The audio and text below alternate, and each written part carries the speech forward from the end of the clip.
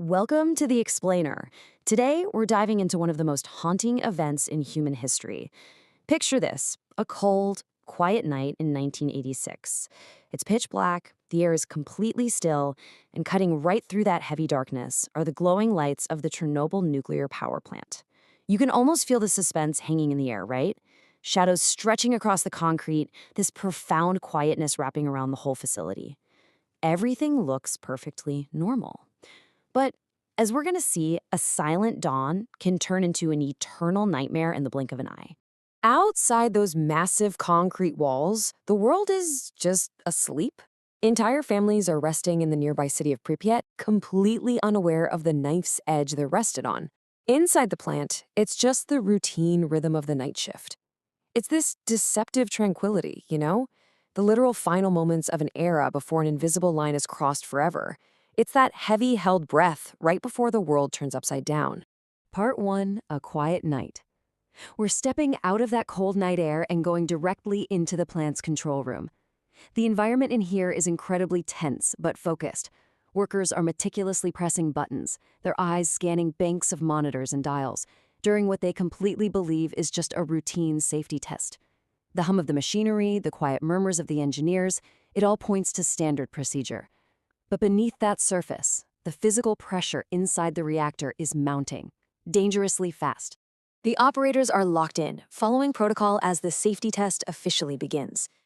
But then, almost instantly, warning alarms suddenly flash red. The calm just completely shatters.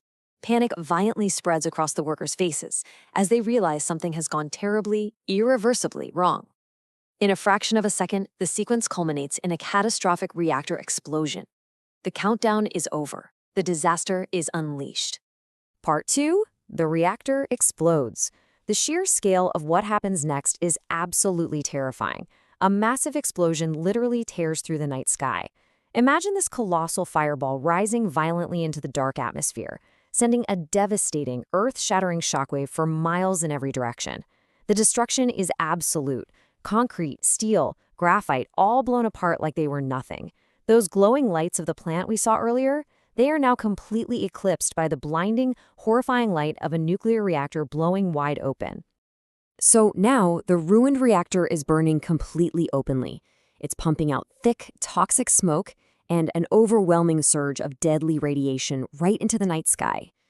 The tension in the air is suffocating, and amidst these terrifying ruins, the first responders, the local firefighters, they actually start rushing directly toward the danger. They're driving straight into the heart of a burning, radioactive volcano, stepping into the absolute unknown, with nothing but their courage and this desperate need to contain the unimaginable. Part 3, the invisible threat. Because while the reactor burned, something else was simultaneously unfolding just beyond the plant's perimeter. It wasn't loud, it wasn't explosive, it was totally silent and entirely unseen. And honestly, the true horror of this event lies in exactly what the human eye could not perceive in those crucial early hours. Just yards away from the exposed core, you have unprotected firefighters who are visibly exhausted, battling these towering flames. Their faces are gripped with fear and fatigue as they fight a losing battle. Yet at the exact same time, just a short distance away, the citizens of Pripyat are standing outside on their balconies. They're gathering in the streets. They're literally watching the brightly glowing reactor illuminate the night sky, completely in awe of the colors and entirely unaware of the lethal danger raining down on them. It is just a devastating, tragic irony.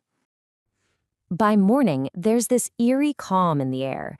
Families are simply continuing their regular weekend routines. Kids are out running in the streets, totally oblivious to the invisible poison that is actively settling onto their clothes, onto their skin, and deep into their lungs.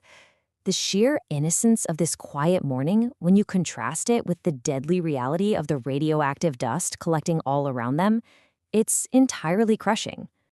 As the day progresses, the invisible threat starts to take on a physical form overhead. Dark clouds are moving steadily across the sky. But listen, these aren't just rain clouds. This is raw radiation spreading invisibly, carried by the winds, casting a massive, terrifying shadow over the entire region. The sunlight piercing through this toxic smoke serves as a stark reminder that the danger is absolutely no longer contained to a single building. It's in the very air they're breathing. Part 4. The Abandoned City. The illusion of safety finally breaks. Government buses suddenly arrive in mass in Pripyat. The atmosphere shifts from an eerie calm to sheer panic and deep, deep sorrow. Citizens are hastily evacuated, clutching small bags, dragging crying children, and they're told they'll only be gone for a few short days. These urgent, chaotic moments, they actually mark the last time this city will ever be called a home. Just think about what was left behind. Empty apartments, doors left wide open, toys abandoned on the floor in a desperate rush to escape. And above all, a haunting, enduring silence. The emotional devastation is palpable here.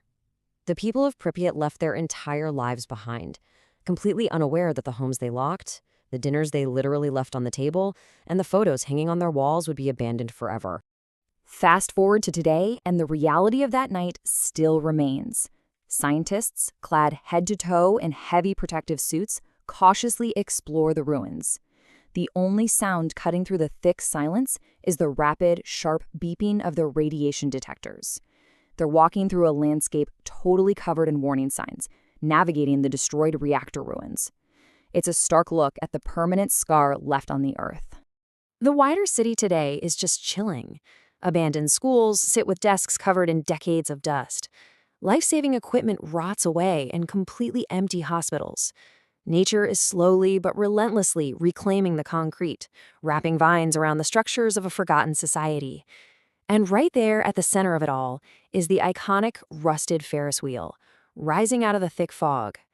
It was meant to be a place of joy, but instead it stands as a permanent monument to catastrophe. So, as the sun rises over the beautiful, yet profoundly sad, silent city of Pripyat, what legacy does it truly leave behind? We've seen the tragedy, we've seen the absolute destruction and the mysterious, haunting tone of a city frozen in time. It leaves us with a profound feeling of loss, doesn't it? A severe warning etched in rusted steel and radioactive dust. Just think about that for a second as we wrap up here. What can we truly learn from the silent dawn of Chernobyl? Thanks for exploring this history with me today.